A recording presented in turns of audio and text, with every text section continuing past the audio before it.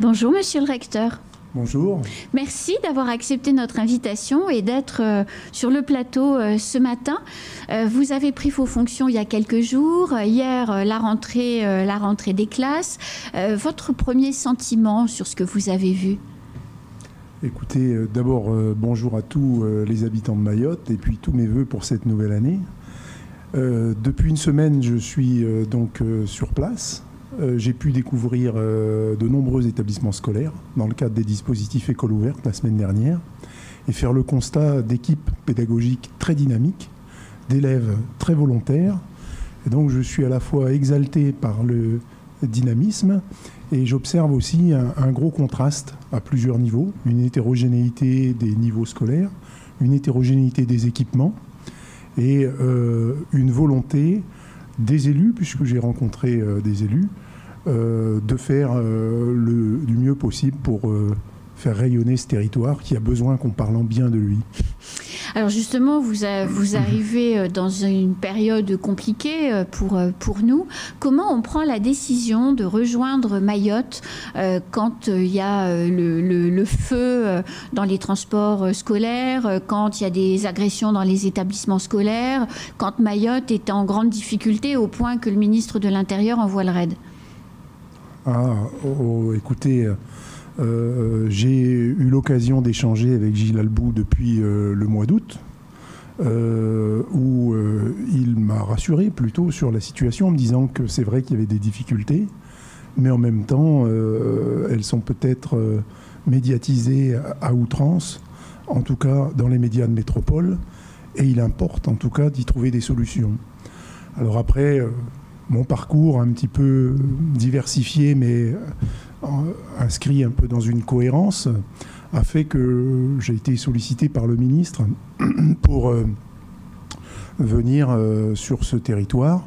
C'est une continuité de service public et quand je vois la tâche à mener, ça ne peut être que quelque chose d'intéressant, même si c'est assez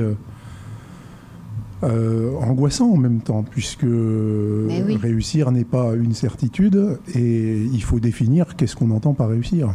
Et alors justement, pour réussir, les chantiers sur lesquels vous avez envie de vous investir en tant que recteur à Mayotte? Je pense que tout seul, on ne fait pas grand-chose. Que ça soit moi en tant qu'individu, donc il y a d'autres personnes au rectorat et dans l'éducation nationale qui connaissent mieux ce territoire. Donc moi, je dois essayer plutôt de composer avec toutes les compétences et de permettre à toutes les énergies de se mobiliser au service d'un projet.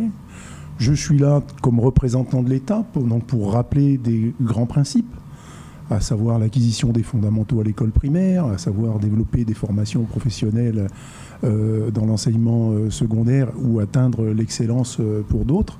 Donc mon travail, c'est un petit peu la coordination et ce relais, c'est de m'appuyer sur les gens qui sont en place et qui connaissent mieux que moi le territoire. C'est une première chose. C'est d'encourager toutes les initiatives et de saluer le travail des équipes pédagogiques, des enseignants, mais aussi de l'ensemble des agents. Et puis aussi, c'est d'entamer ce travail en profondeur avec les partenaires que peuvent être les parents, le mouvement associatif, mais aussi les élus et la responsabilité des collectivités locales pour qu'ensemble, on définisse un projet éducatif pour cette jeunesse, puisque ce temps éducatif n'est pas uniquement que le temps de scolarisation. Je crois qu'il est beaucoup plus long et on doit articuler nos pratiques, ce qu'on fait à l'école, avec ce que les élèves font en dehors de l'école et la cohérence éducative, elle doit être globale avec le périscolaire. Évidemment, ça va nécessiter des équipements, donc il faut qu'on pense la construction de nos équipements avec les besoins des communes. Et avant toute chose, avant ces missions pédagogiques, et que ce soit le président du conseil départemental, que ce soit le président de l'association des maires, ils m'ont bien mis en avant un certain nombre de priorités sur notamment ce sentiment d'insécurité. C'est plus qu'un sentiment. C'est même une réalité et je l'ai bien mesuré et je pense qu'on doit œuvrer ensemble. Et à notre niveau, au niveau de l'éducation nationale, comment œuvrer autour d'actions éducatives. autour des transports scolaires, notamment, en mobilisant des adultes relais. Alors, beaucoup d'initiatives sont prises, et vraiment, vous me demandiez mon sentiment, impressionné par le foisonnement d'initiatives qui sont prises. La question, c'est comment on essaye à la fois de les renforcer et en même temps de les articuler avec les actions des uns et des autres. Alors, la question de la parentalité, on a commencé à l'évoquer à demi-mot dans notre échange. Par le passé, lors des agressions dans les transports scolaires, il y avait peu de sanctions, ou en tout cas, vu des transporteurs scolaires et des parents des enfants agressés, pas suffisamment de sanctions prises à l'encontre des fauteurs de troubles. Est-ce que vous allez être, vous, dans la même veine, ou est-ce que vous allez être plus sévère à l'encontre de ceux qui viennent armés à l'école, de ceux qui attaquent dans les autocars, à la fois le conducteur, l'autocar ou les autres enfants? C'est quoi l'ADN du nouveau recteur sur ces thèmes? Alors, je ne sais pas si c'est mon ADN, mais nous, on doit penser à un acte éducatif. Et à un moment donné, les règles, il y a des règles qui sont négociables, il y a d'autres qui sont non négociables. Ça s'appelle des principes. Un principe ne doit pas être transgressé. Il y a des contraintes. Donc, il y a l'autorité publique, que ce soit la police, la gendarmerie, l'autorité parentale. Il y a l'autorité de l'institution scolaire qui a des principes. Et donc, l'agression ou se faire justice soi-même, c'est quelque chose d'interdit, donc qui doit être sanctionné. Il y a plein de petites incivilités qui peuvent se traduire par des réponses pédagogiques adaptées, mais il y a des grosses incivilités qui doivent absolument être sanctionnées et on doit être absolument cohérent. Ce que j'ai pu mesurer et l'inquiétude des élus, c'est l'identification de ces personnes, parce que nous ne sommes pas là non plus pour faire la justice. Il y a un service public de justice, nous sommes là pour prendre nos responsabilités pédagogiques.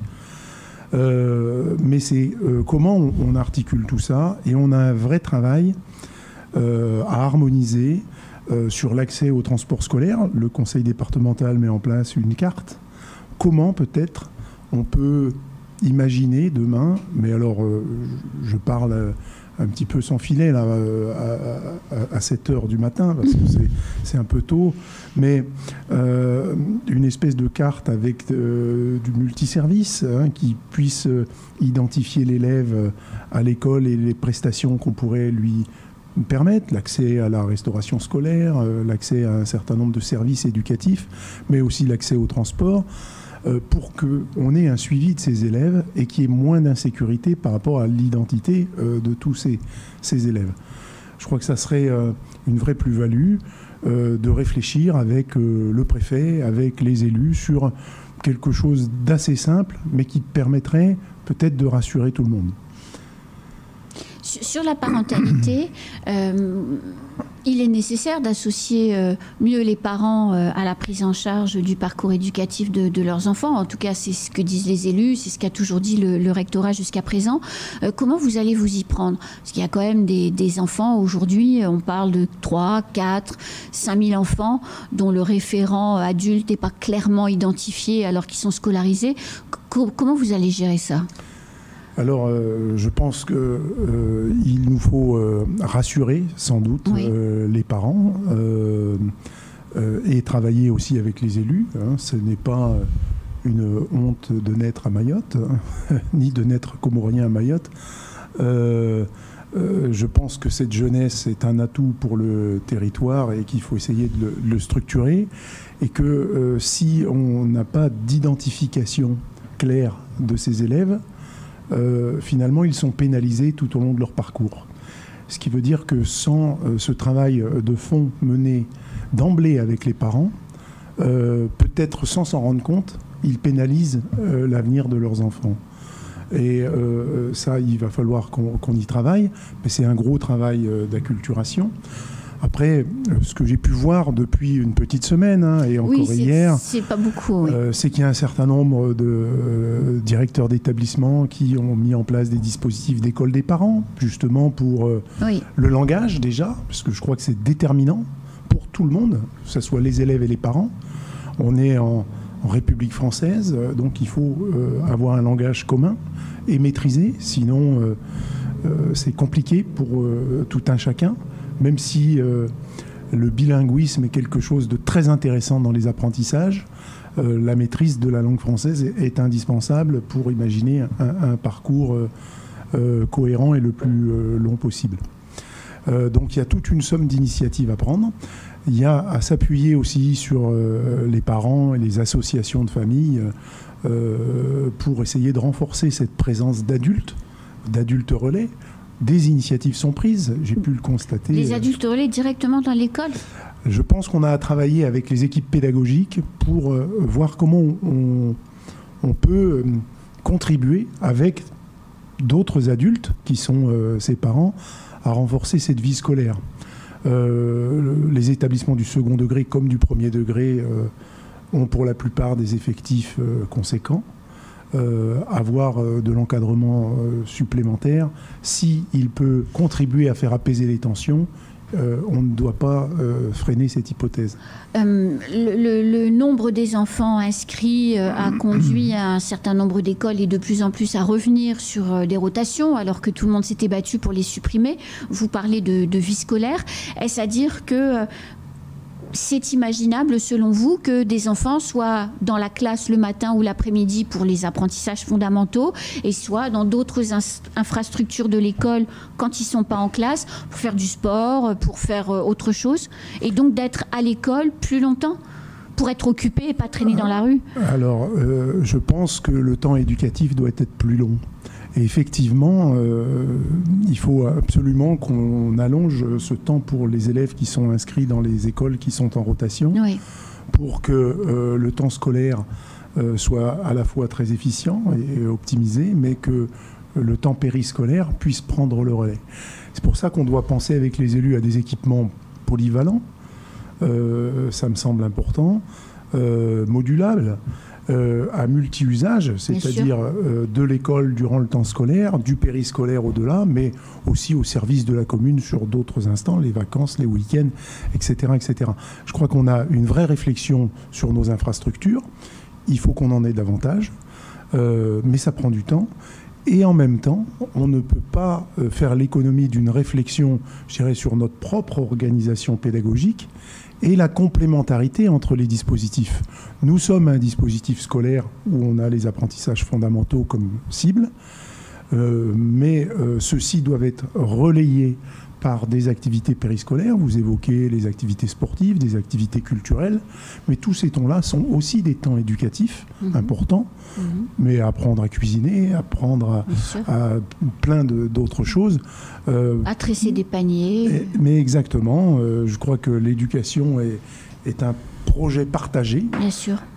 Et peut-être que nous, au niveau de l'école, avec les enseignants, on doit peut-être réfléchir à transformer notre manière d'appréhender les contenus pour les articuler avec ce qui se fait en dehors. C'est ce travail de coopération qui, à mon avis, pourra être le garant de la réussite, mais surtout un modèle, puisque, et c'est ce qui m'a un petit peu frappé, il y a une revendication d'avoir le même modèle que le modèle métropolitain. Sauf que le modèle métropolitain, il montre aussi ses limites aujourd'hui dans les inégalités sociales. On s'aperçoit que le système scolaire métropolitain a du mal à juguler ces inégalités scolaires.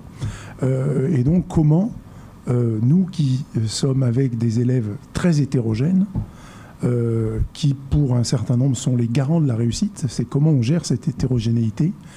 Et je pense que c'est avec l'hétérogénéité des dispositifs qui sont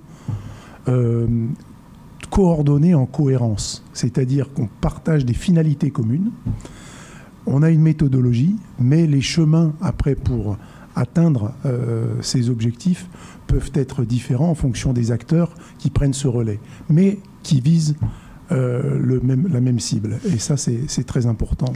Vous parliez d'hétérogénéité des niveaux. Il y a aussi dans les écoles de Mayotte de très très bons élèves qui ont des parcours brillants une fois qu'ils quittent Mayotte en métropole, dans des grandes classes préparatoires ou des grandes écoles.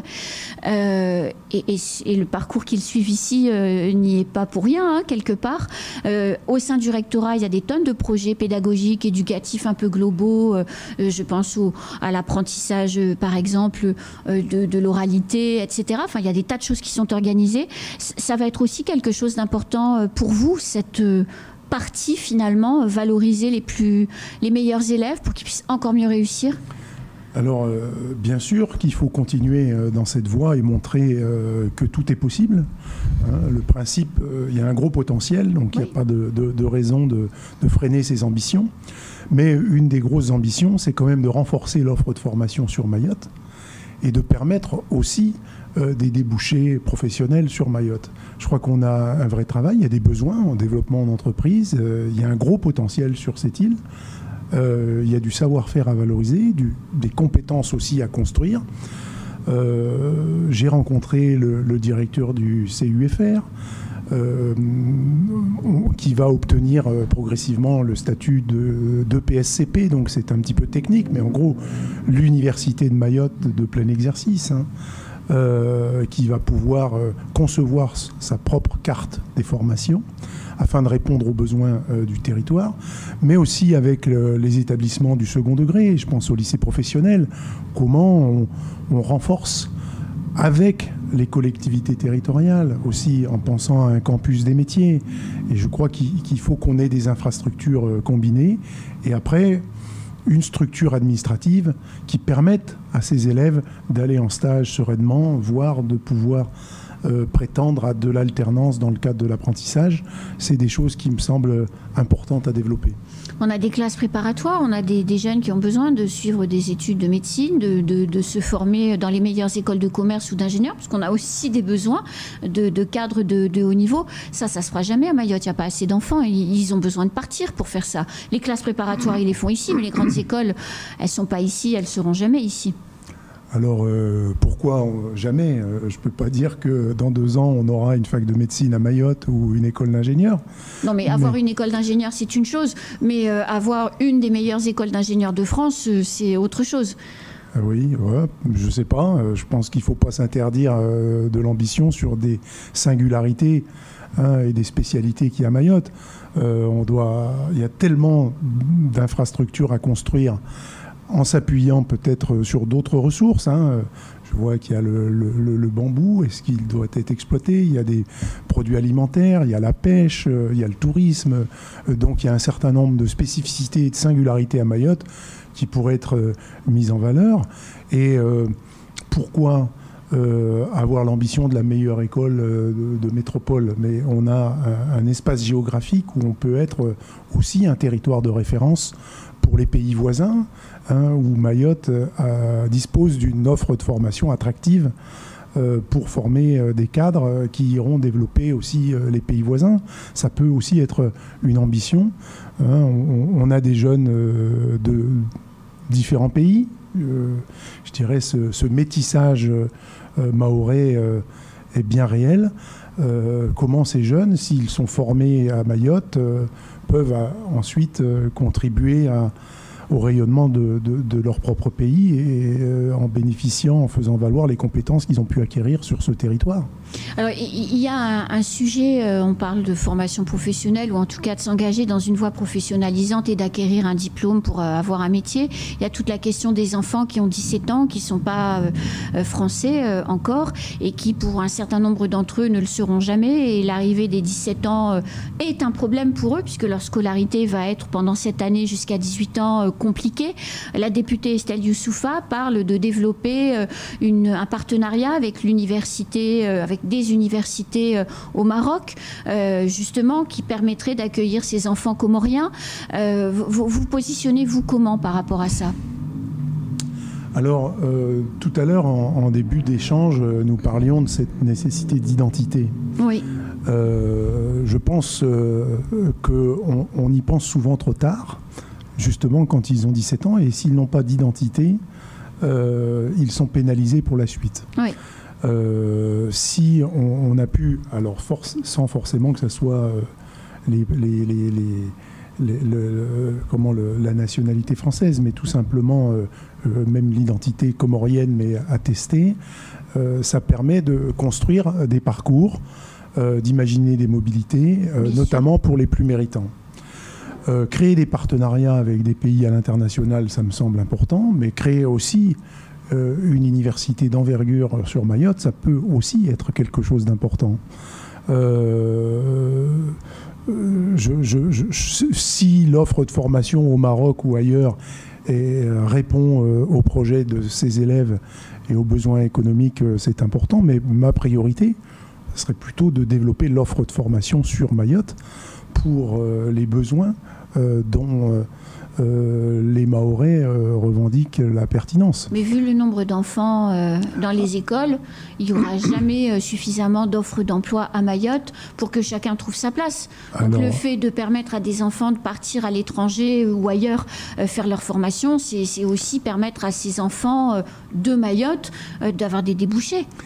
Ah ben, bien sûr, hein, s'ils en ont cette possibilité, mais c'est valable pour tout le monde. Hein.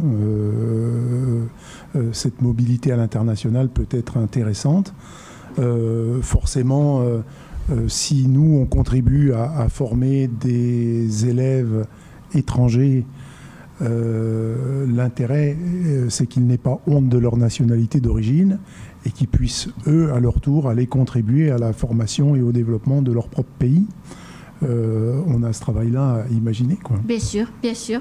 Merci beaucoup, monsieur le recteur, de cette première intervention. J'espère qu'elle en appellera d'autres et que vous reviendrez bientôt pour nous exposer ce que vous avez envie de faire et vos projets. Ben, moi ou d'autres collègues, puisqu'on va essayer de construire un projet partagé. Merci beaucoup. Merci à vous. C'est la fin de ce temps de parole. Tout de suite, la suite de nos programmes.